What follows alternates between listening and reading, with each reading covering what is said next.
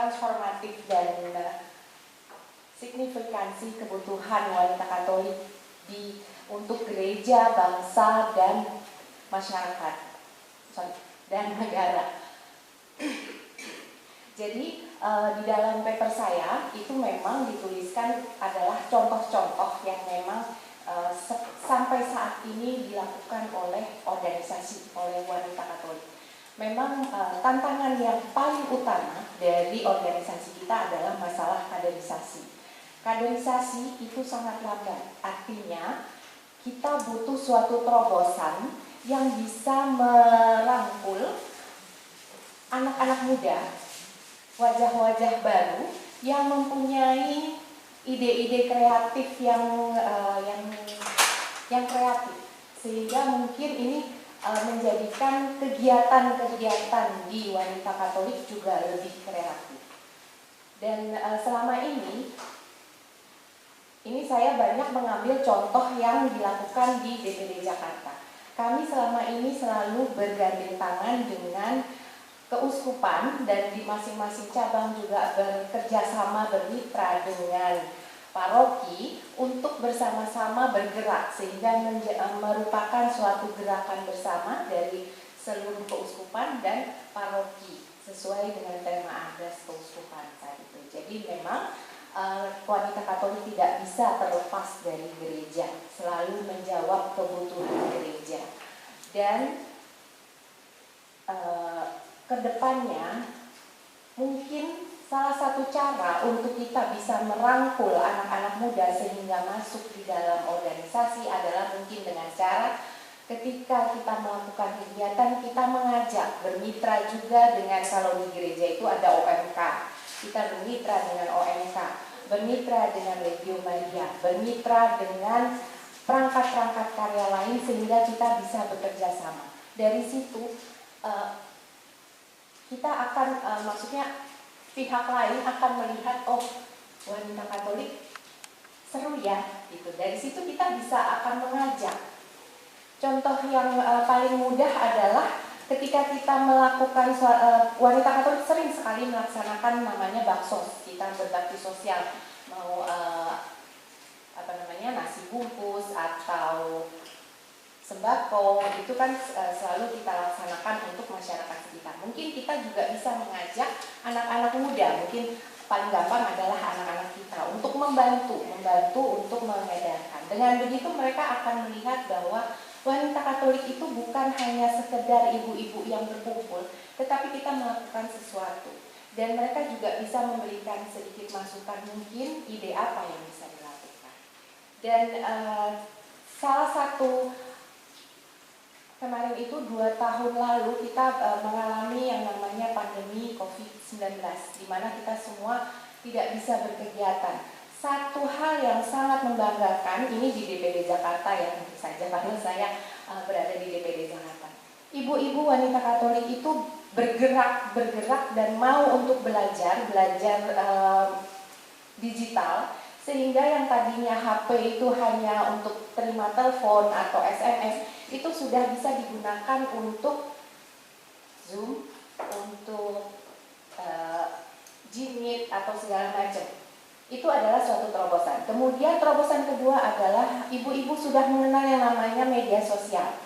Masuk di IG, masuk di website, masuk di apalah itu namanya, Twitter, Smule, apa segala macam yang nyanyi-nyanyi itu. Sehingga itu juga merupakan salah satu terobosan yang luar biasa untuk organisasi wanita Katolik, dan itu perlu ditingkatkan lagi. Ditingkatkan lagi dalam arti apalagi yang harus kita lakukan. Jadi kalau anak muda itu kan pasti akan setiap hari akan memikirkan konten-konten apa, konten kreatif. Nah itu yang mestinya kita juga belajar. Tapi saya yakin ibu-ibu tuh mau untuk belajar mengenai bagaimana membuat suatu konten kreatif sehingga bisa dilihat oleh banyak orang. Dan itu juga salah satu pewartaan sebetulnya, pewartaan dari bagaimana kegiatan ibu-ibu ini di masyarakat, bagaimana pewartaan mengenai bagaimana kita memancarkan kasih Kristus di masyarakat. Jadi itu satu cara, tapi ada beberapa macam yang kita bisa masukkan di dalam situ.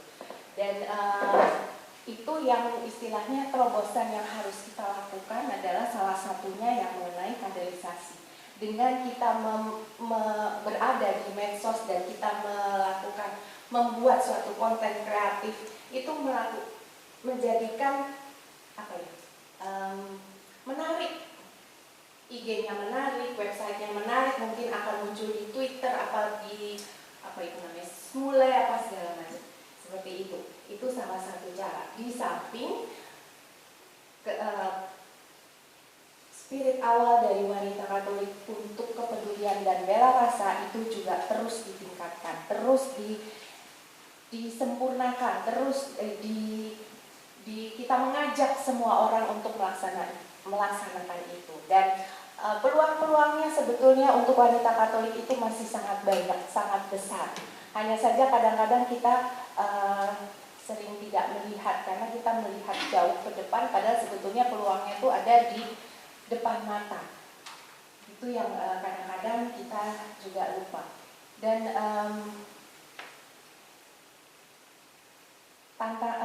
saya yakin ke depannya kami yang saat ini menjadi anggota dan berada di dalam organisasi wanita Katolik, kita pasti akan merawat organisasi ini dan kita pasti akan berani menghadapi tantangan yang mungkin kita nggak tahu ke depannya bagaimana. Tapi saya yakin wanita Katolik masih akan terus berkembang, terus berani untuk menghadapi tantangan dan akan terus bekerja sama bersama gereja untuk negara dan masyarakat. Itu saja. Terima kasih.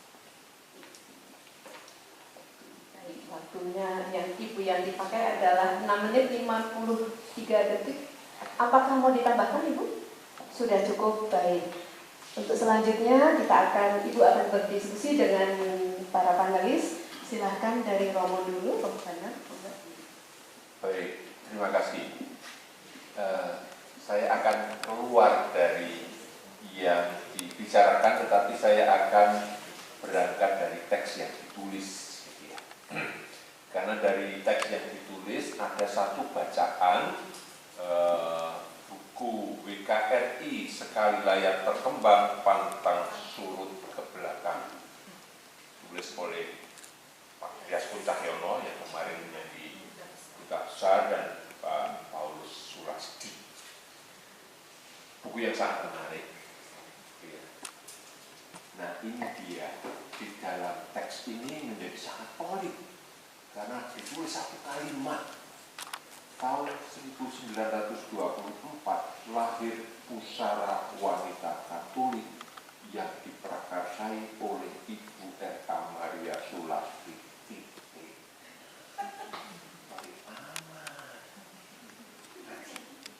Padahal tadi menyarankan atau mengusulkan tentang konten kreatif. Sekarang saya ingin menagih, kalau buku tadi, buku yang dibaca Ibu Maria itu jadikan konten kreatif, ceritanya kayak apa ya? Supaya tidak hanya satu kalimat yang pelit sekali. Silakan. Terima kasih Romo.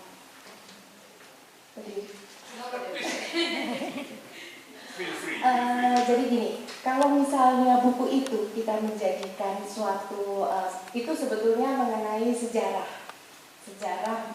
sebetulnya sudah ada film judulnya bukan mengenai wanita Katolik, film yang dibuat oleh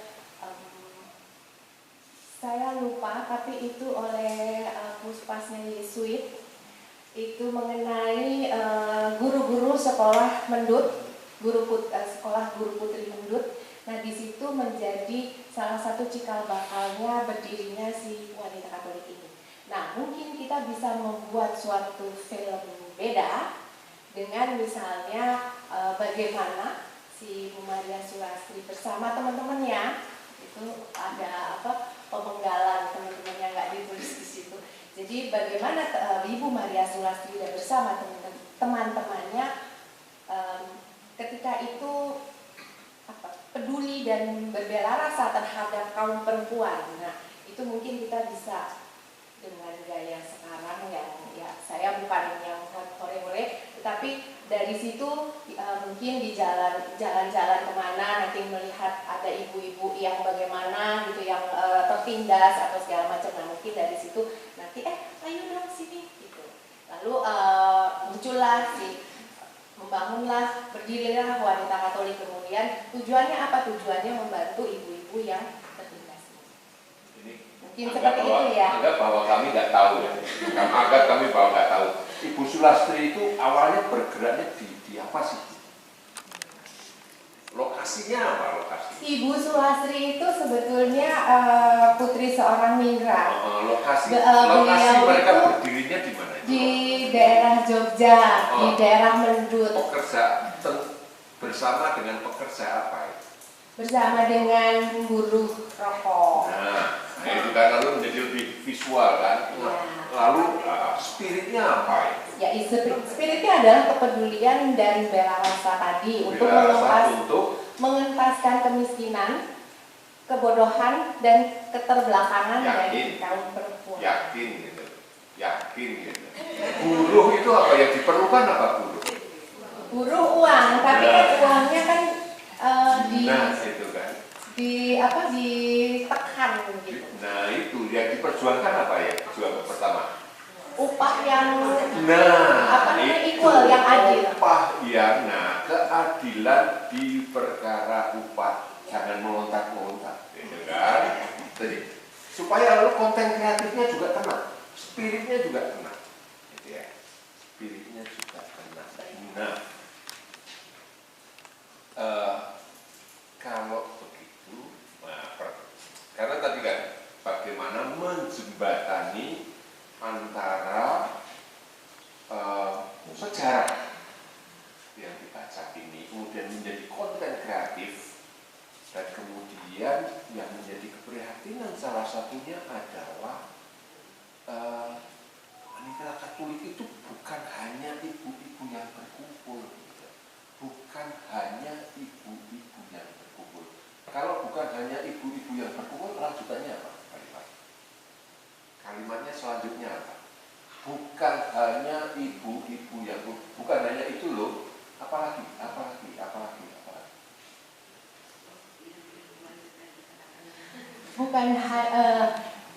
Memang bukan hanya ibu-ibu yang berkumpul, tapi ibu-ibu yang melakukan suatu kegiatan. Baik itu misalnya dalam hal pendidikan, memberikan pelatihan, misalnya belajar jahit, bikin kue, atau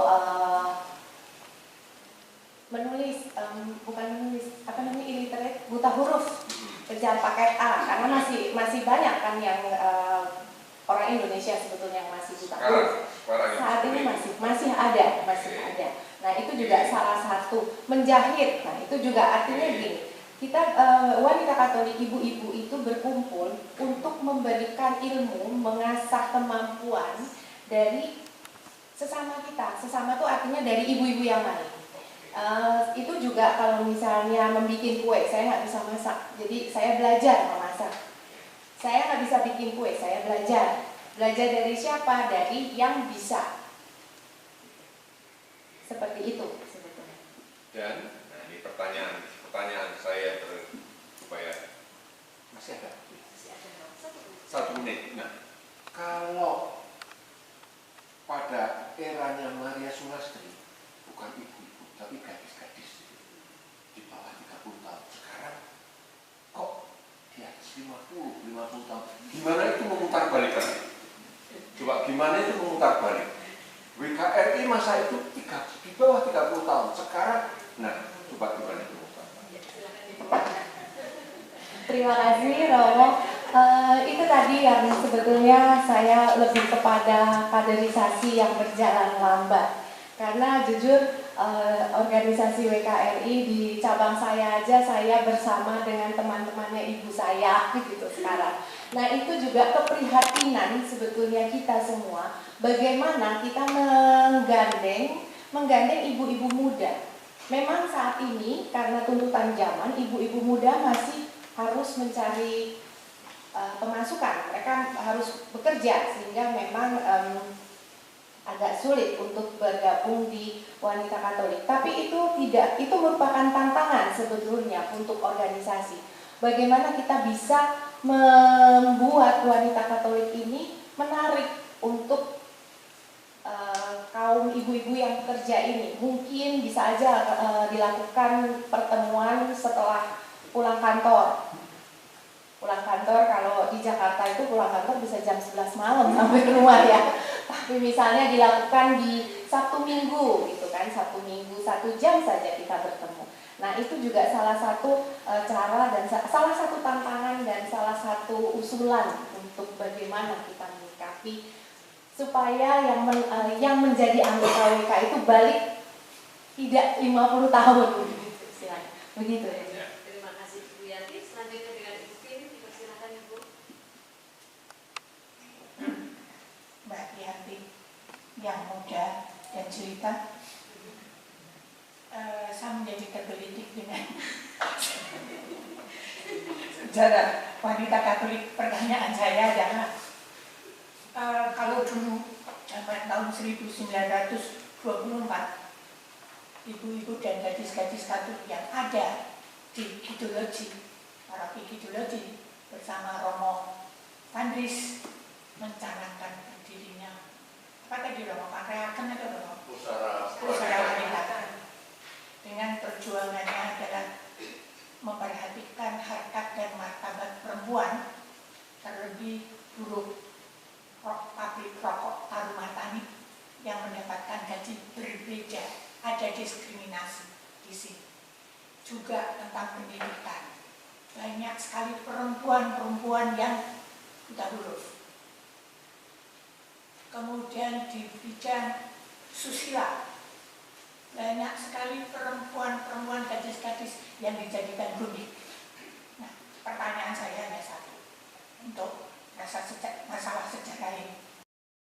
Hal semacam itu sebetulnya masih relevan nggak sih diperjuangkan oleh wanita Katolik? Dan kalau relevan, kenapa dan bagaimana? Terima kasih Bu Vin.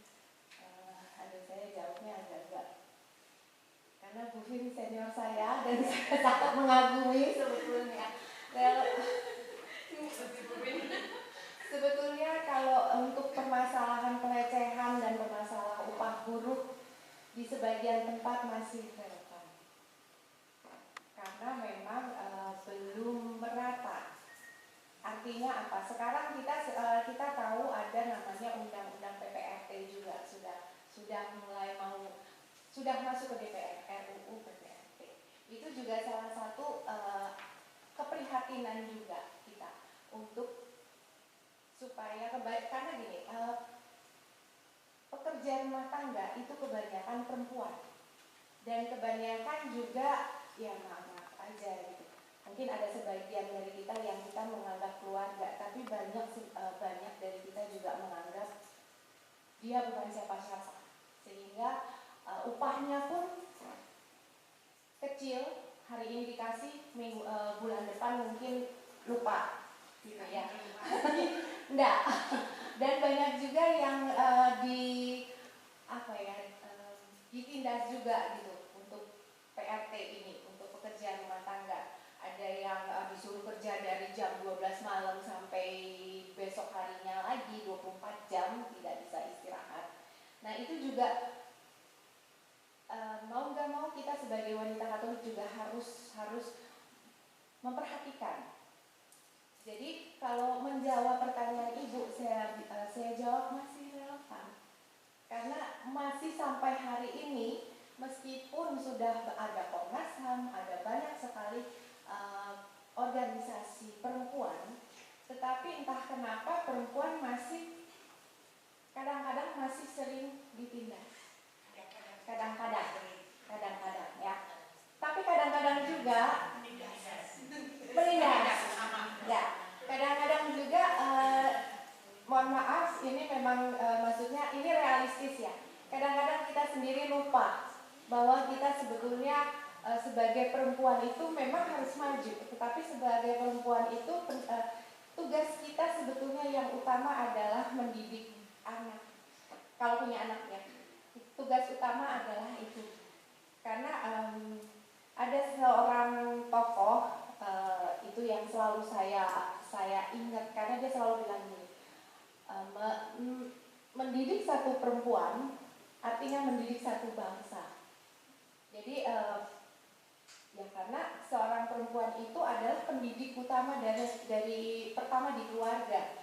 Bagaimana anak itu menjadi baik kan juga didikan orang tua, dan pendidik pertama adalah si ibu, perempuan itu si ibu.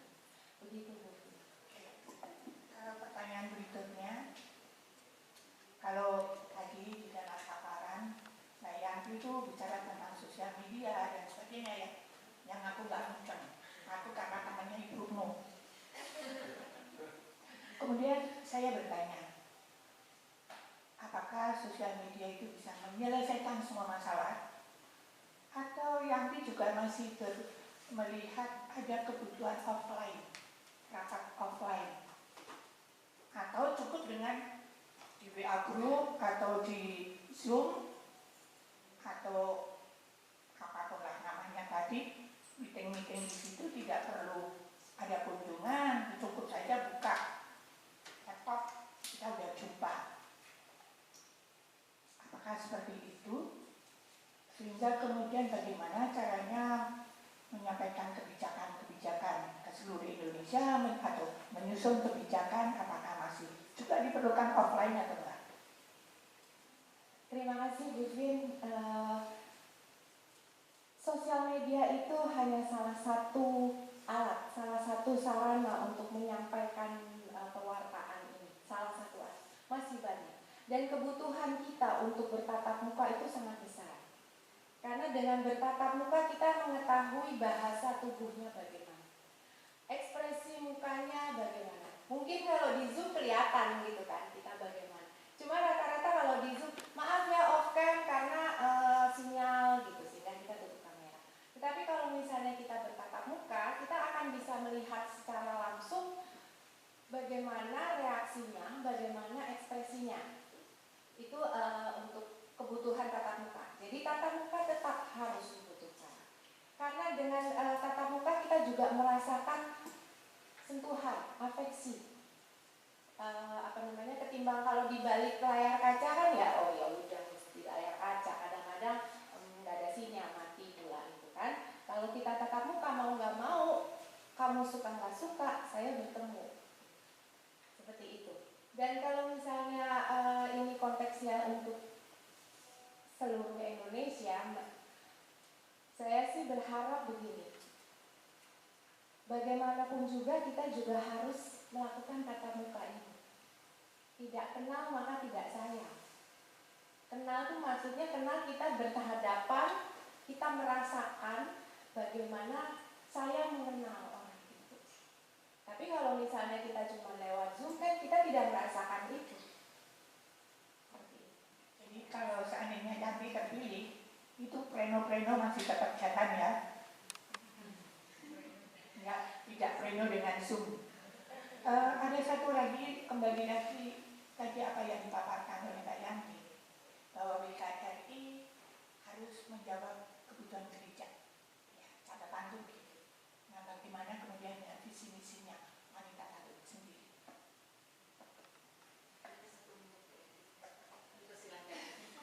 Terima kasih. Sebetulnya selaras dengan visi misi dari wanita Katolik untuk menjawab kebutuhan gereja. Jadi gereja itu adalah gereja-gereja. Bagaimana wanita Katolik itu bersama gereja turun ke masyarakat, menghadirkan gereja di masyarakat. Sebetulnya itu. Hanya kalau kita ke masyarakat umum dengan membawa bendera gereja, ditolak. Wanita Katolik kebetulan ibu-ibunya itu sudah masuk berada di dalam unsur-unsur di dalam masyarakat. Maksudnya unsur-unsurnya Posyandu, Posbindu, PKK, Jumantik. Mereka sudah ada di situ. Memang tidak membawa panji gereja, tidak membawa salib. Akan tetapi masyarakat tahu bahwa oh itu ibu-ibu WK. WK itu apa? Gitu kan pertanyaannya.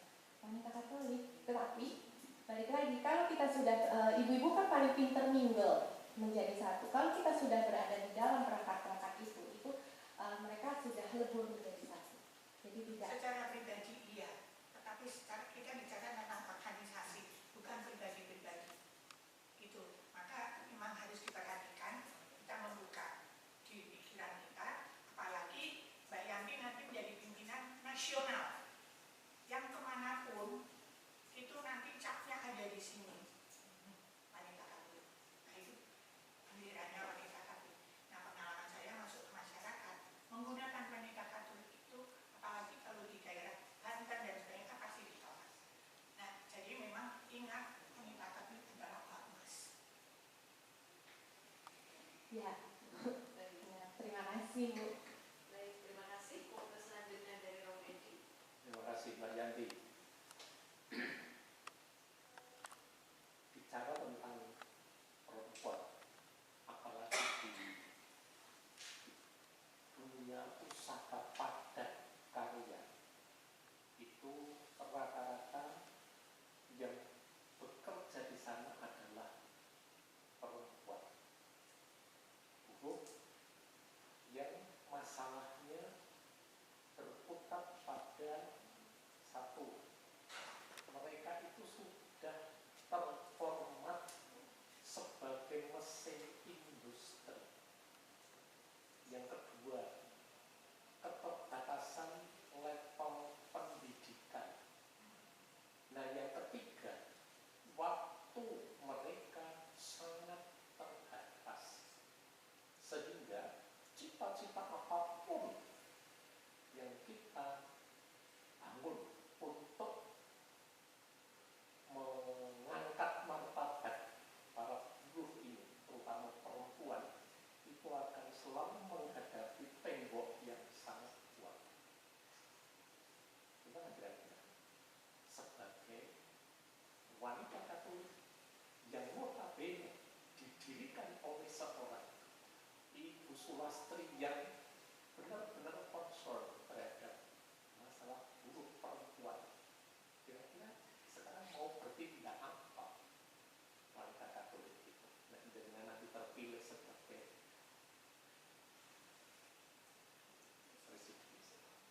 Itu yang pertama. Yang kedua,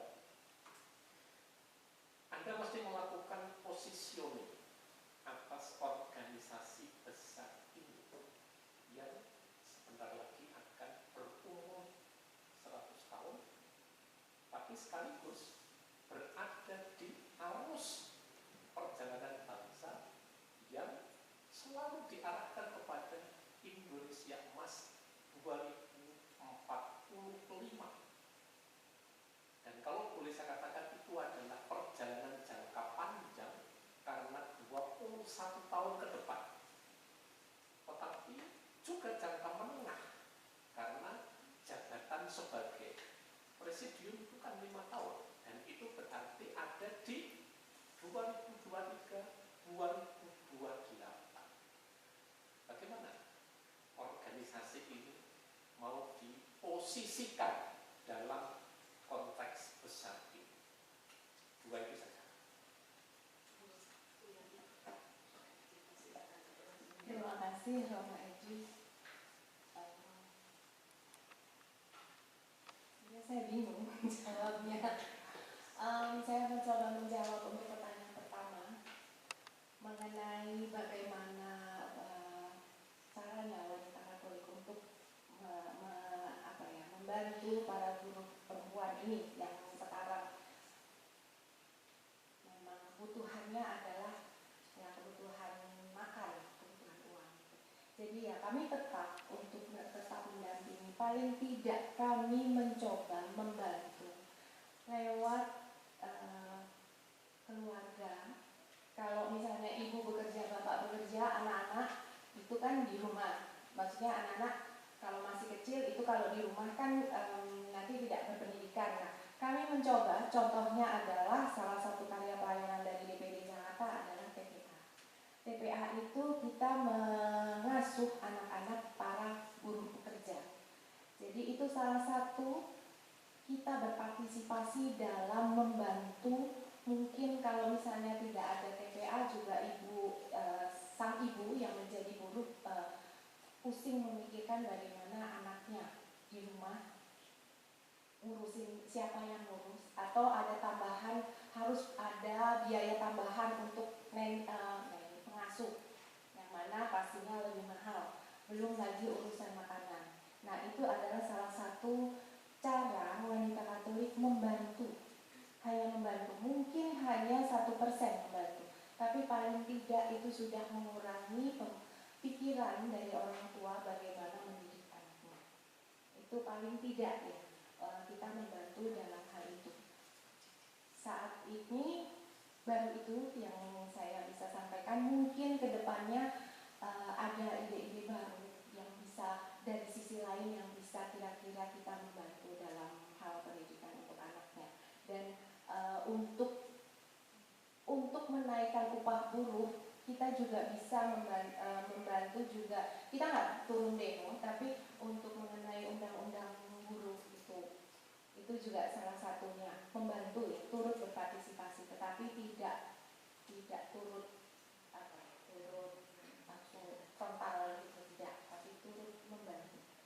Lalu untuk pertanyaan yang kedua mengenai posisi wanita Katolik untuk menuju Indonesia Emas, kita sebagai warga negara dan sebagai ormas dan sebagai warga negara Republik Indonesia, mau nggak mau kita juga harus mendukung bagi ke Indonesia Emas itu, dan wanita Katolik diharapkan juga turut mewarnai, turut berpartisipasi dalam menuju ke Indonesia Emas ini. Tentu saja dengan lebih banyak karya-karya pelayanan di masyarakat dan karya-karya yang membawa nama wanita Katolik itu tetap ada. Itu saja mungkin jawabannya.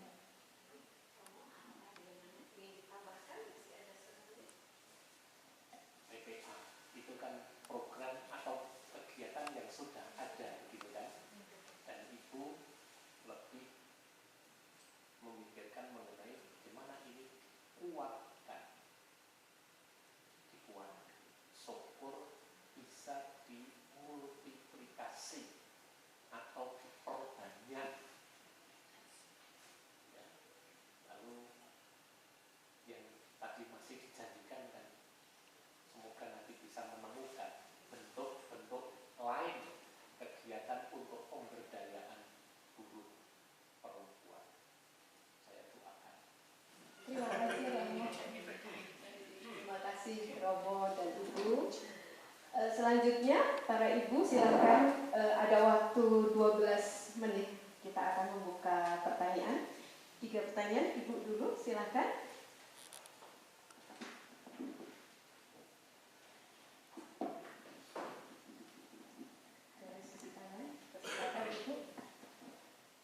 Untuk pertanyaannya yang jelas dan singkat.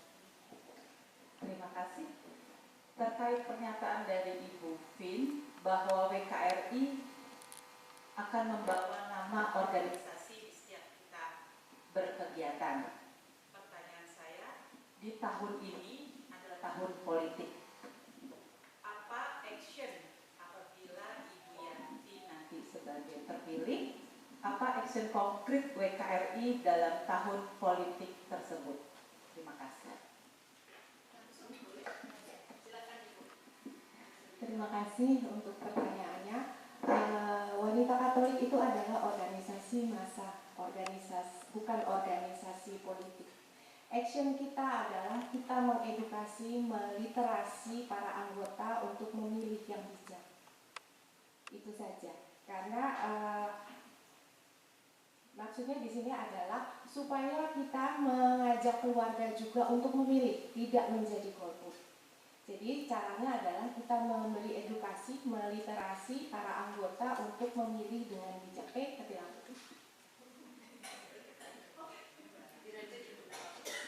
Itu saja jawabannya. Terima kasih. Ibu, untuk pertanyaan ini sudah dijawab? Masih ada setengah menit, boleh? Oh, baik. Selanjutnya dengan Ibu Dirga, silakan.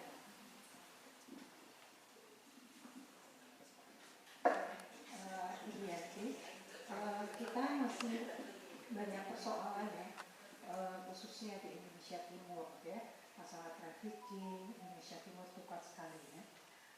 Kemudian juga tentu stunting, banyak hal ya. Yang kita dengar pejuang-pejuang di sana itu hanya satu, Suster Lorelina. Kemudian ada juga Rompaska. Pertanyaan saya adalah, wanita Katolik harus bagaimana terhadap persoalan-persoalan tersebut yang masih menjadi persoalan besar? Terima kasih. Terima kasih Ibu Hilda. Untuk masalah-masalah besar itu, masalah human trafficking dan stunting itu memang harus menjadi perhatian dari wanita Katolik.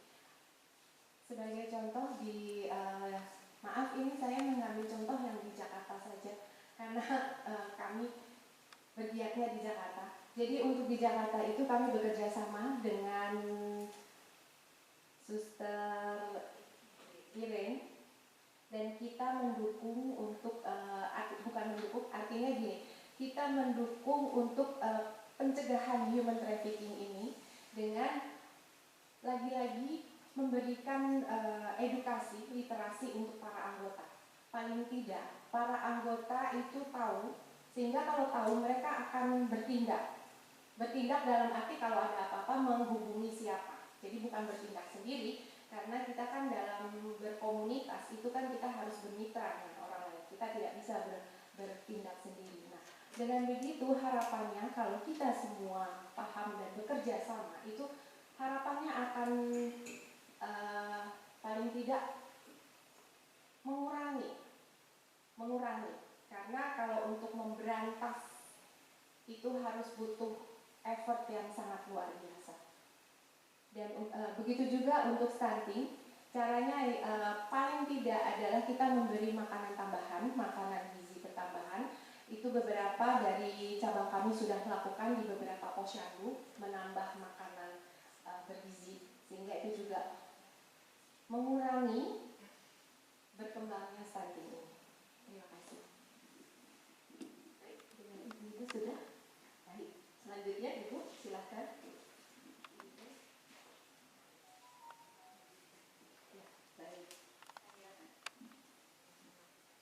Ini dari DPD Jakarta.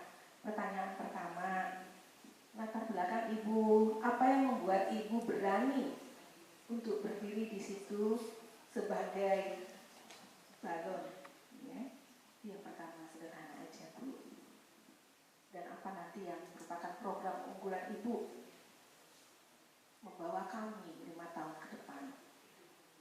Program ini sedapat mungkin bisa diterapkan sampai ke ranting. Kemudian yang berikutnya, seberapa jauh komitmen Ibu dalam merawat organisasi kita ini? Dari sini saya mau tanya, terakhir Ibu sebagai Ketua Presidium yang saya tahu, apa yang telah Ibu lakukan? Yang kedua, bisakah Ibu menilai berapa persen integritas Ibu pada organisasi kita ini? Terima kasih. Baik, banyak pertanyaannya Bu Yanti, langsung dijawab. Nanti Terima kasih atas pertanyaannya. Ini ada 3 pertanyaan ya. Pertanyaan yang latar belakang saya berani berada di sini. Begini. Di wanita Katolik ini adalah dengan semangat perutusan. Jadi kalau misalnya saya berani di sini karena memang saya mencintai organisasi wanita Katolik ini. Jadi balik lagi, kalau memang saya diutus menjadi pimpinan di wanita Katolik, pimpinan pusat, itu saya akan mengamini kalau kata pastor-pastor ya. Kalau disuruh katanya mengamini. Oke, jadi kalau balik lagi, ini adalah dengan semangat perutusan. Kenapa saya berani di sini?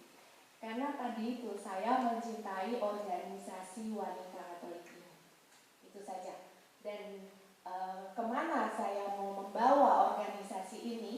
Tentu saja membawa ke arah yang benar dengan perkembangan zaman, dengan tantangan zaman yang kita belum tahu saat ini, akan tetapi kita akan mengajak seluruh anggota wanita Katolik untuk bergerak bersama. Itu saja. Dan tadi integritas ya, berapa persen? Saya tidak bisa mengukur integritas saya. Hanya saja pencapaiannya, puji Tuhan, kita di DPD Jakarta ada awalnya ketika saya menjabat menjadi ketua presidium itu ada 63 cabang, 1 cabang tidak aktif.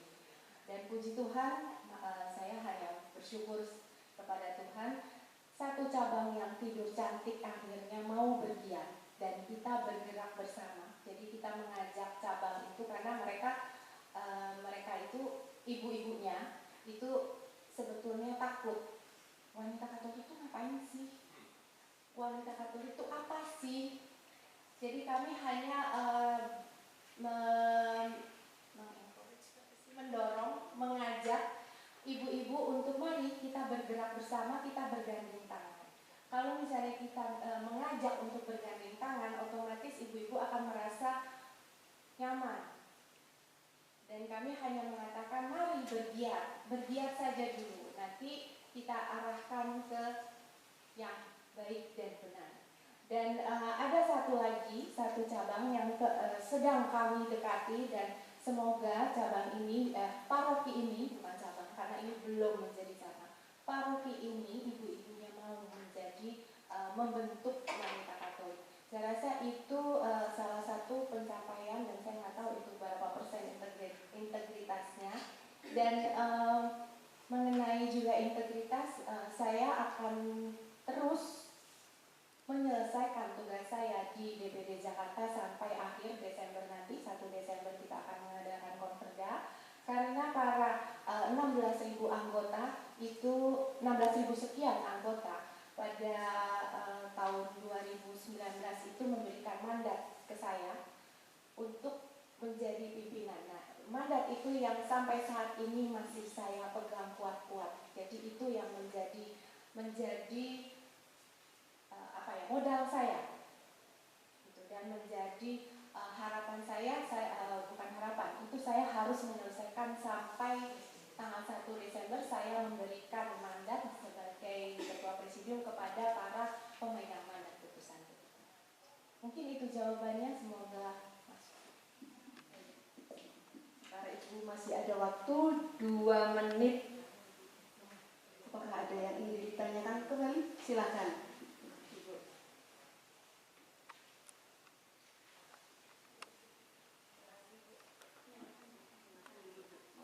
Nyalakan dulu. Terima kasih. Yang pertanyaan tadi yang sebelumnya ditanyakan tentang program unggulan Ibu ini. Tadi kan belum sempat dijawab program unggulan Ibu. Kemudian lanjut pertanyaannya adalah strategi apa yang Ibu akan gunakan untuk program unggulan Ibu? Sementara kan ini kan menjadi pimpinan nasional. At least tidak sama kondisinya di setiap daerah. Oh iya, program unggulan. Oke.